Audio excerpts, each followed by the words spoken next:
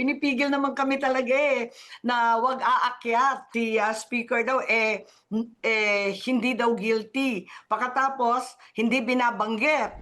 Sa Lunes, kung meron siya pinanghawakan, pumunta siya, kung gusto niya, bibigyan ko siya ng 1 oras para ilahad lahat yung kanyang ebidensya kung meron.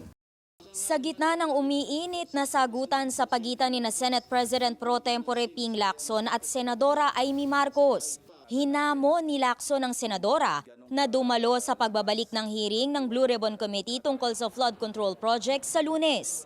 Agad bumuwelta si Marcos. Duda raw kasi siyang bibigyan siya ng pagkakataong magsalita.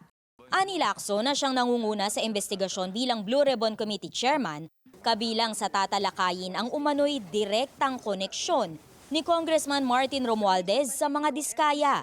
Bumili raw kasi si Romualdez ng house and lot sa Makati, pero sa kontrobersyal na kontraktor na kapangalan. Mismong dating may-ari ng bahay ang maaaring tumestigo sa hearing. Ganun na lang kalaki ang tiwala, kung totoo ni former speaker kay Diskaya. I'm not saying na cast in stone na talagang involved na talaga si former speaker. At least we have something to start with. Mariin itong pinabulaanan ng kampo ni Romualdez. Kahit kailan daw hindi pa nakipagkita ang dating speaker sa mga diskaya. Nakakulong na si Sara Diskaya dahil sa graft at malversation kaugnay ng isang ghost flood control project sa Davao Occidental. Gayun din ang kanyang asawang na-contempt ng Senado. Samantala, hindi pa rin nagpapakita si Orly Goteza na tanging testigo laban kay Romualdez.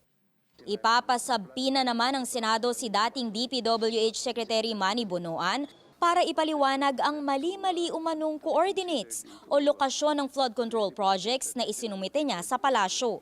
Niloko niya si Pangulo. Nililigaw niya para ma-weekend yung teorya na may mga or masira yung kredibilidad.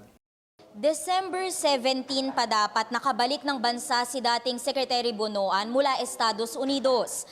Ayon kay Lacson, kung hindi pa rin ito sisipot sa hearing sa Lunes, ay ipaaaresto na ito para sa pilitang mapauwi sa Pilipinas. Una nang itinanggi ni Bonoan na may kinalaman siya sa anumang korupsyon sa DPWH. Nakausap naman na raw ni Lacson si DPWH Secretary Vince Dizon at nag-commit itong isumite sa Senado ang ilang mahahalagang dokumento kabilang na ang Cabral Files o mga dokumentong iniwan ni yumaong Undersecretary Maria Catalina Cabral na magpapatunay umano ng mga opisyal na sangkot sa allocables o mga pondong inilaan sa mga distrito ng may impluwensya umano ng mga mambabatas. Kaya inihahalin tulad sa pork barrel funds na idineklara ng unconstitutional ng Supreme Court noong 2013. Imbitahin din namin si Congressman Leviste. Kung mag-a-attend siya, di mag-compare notes na lang sila ng DPWH. Anyway, naandyan yung DPWH, naandyan siya. Sa mga nakalipas na araw, naging usap-usapan ang pagbawi umano ng ilang dating DPWH engineers sa kanilang testimonya.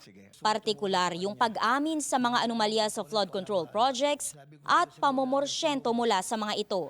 Pinabulaanan na yan ang abogado ni Henry Alcantara pero ayon kay Lacson, tutumbukin pa rin ng Blue Ribbon Committee kung saan galing ang mga ulat na ito.